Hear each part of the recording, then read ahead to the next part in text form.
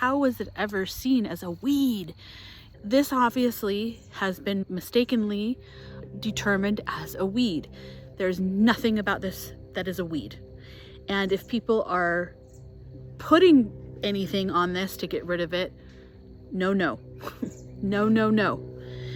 A state of reverence is really what the land is seeking from the forager, from the harvester, is reverence, to emotionally be put into the gratitude for such beauty.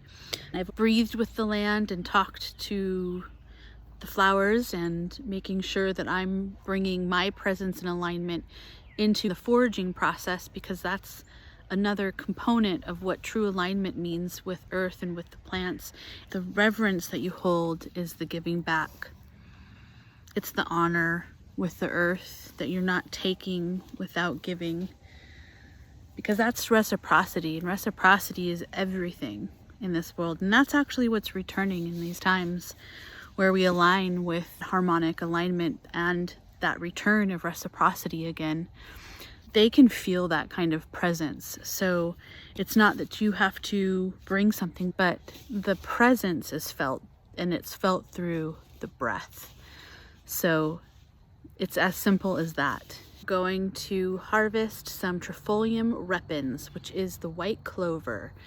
I am an herbalist as well as a flower essence alchemist, and I make flower essences from scratch. The mother essences, the smell is incredible. They are so fragrant. We have such a large field of it that just the smell wafts over. Another piece of the magic. The Trifolium repens, it's a beautiful plant. Everything about it is edible. The stem, the flower, and the leaves. You only want to harvest in a place like this, like our One Song Grove land, where there is no chance that a bunch of stuff has been sprayed on anything, ever.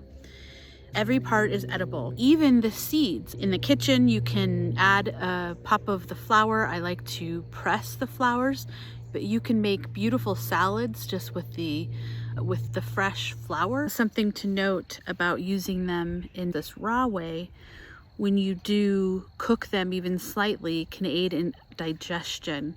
And of course, you can dry them as well. I'm going to do both. And I do have a flower press as well. So that's another thing that you can do, is get a flower press book. You can dry the flowers and the leaves, and you can make a nourishing herbal remedy from it. I make advanced formulas that are customized for the body in a terrain perspective, because we've gotten into this allopathic way of looking at herbs, like this herb for that symptom, but that's not how it works, because there's different systems in the body, and each system reflects its own terrain. You could have moist and dry, you can have hot and moist, you can have a lot of different energetics that are going on in the body. So it's really important to have a more custom formula. The leaves are very distinct. It has a circular pattern around it. So that's one way to make sure that you're finding the correct clover. But of course, there's the red clovers as well. When we think of what a clover has with the triadic, the trio, the three, we also can look at this as representing the Trinity, how this reflects the very creation that we are within from a triadic standpoint. It can do a lot for the land. There is a lot of pushes to get more people to put clovers, not just white, but plant clovers in their grass systems, because it is a pollinator. And that is so vital today to help the bees. The reason that this works is because what the flower actually can do, when you're looking at it from a flower essence perspective, but also what it holds in the land, is it stabilizes the coherence in a field, literally the field, but also an energetic field that the earth has as well. If you sit and meditate with this plant, which I definitely say is a divine thing that can be done, it will reflect the emotional and mental state back to whoever is sitting in front of this beautiful plant. And its presence signals that the field is moving in harmonic alignment. We didn't even have to plant grass over this entire region, because it's all natural, beautiful clover, white clovers.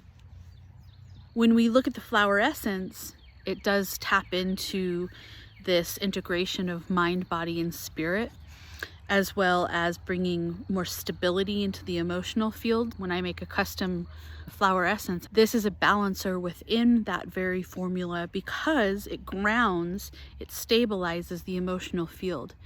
It's especially great for those emotions when one is fragmenting and looping in specific emotions, so it brings a more even keel.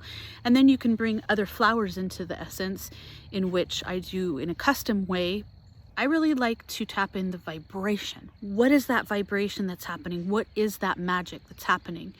The energetic state, so just like an herbal blend should be an advanced formulation for the terrain within the body, the flower essence should do the same thing. Thank you for joining me today. If you'd like to experience our land and you're in the Jonesborough, Tennessee area, and for others to you virtually as we build out our wellness ministry, please go to forgeandflow.org. We are feeling that reciprocity, desire to return, not only for us, but with the earth herself.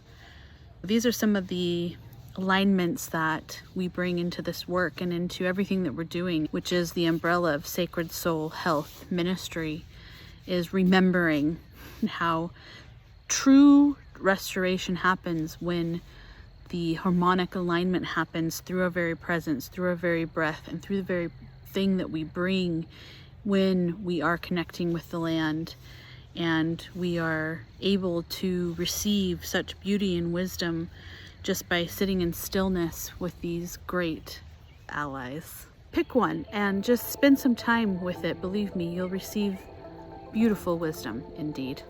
Thank you for joining me, and I'll see you soon.